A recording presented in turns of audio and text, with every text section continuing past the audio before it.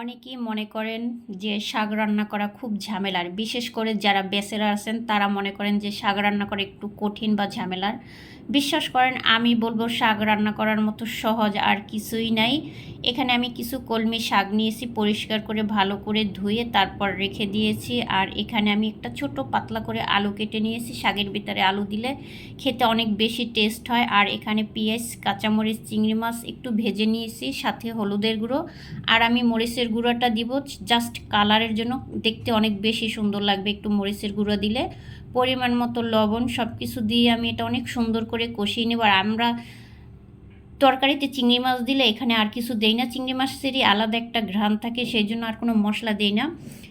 আলুটা দিয়ে আমি একটু কষিয়ে নিয়েছি আর শাকটাও দিয়ে দিয়েছি। ব্যাস দেখেন, হাতে যদি আপনার 5 থেকে 6 মিনিট সময় লাগে, আমার তো মনে হয় যে শাক রান্না করা কোনো ব্যাপারই না।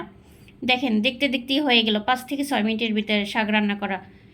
মাশাআল্লাহ, অনেক বেশি সুন্দর হয়েছে। এই রকমের যদি এক বাটি শাক থাকে তাহলে তো ভাত খেতে আর কিছু লাগেই না। বলুন তো, ভাত খেতে আর কিছু লাগে?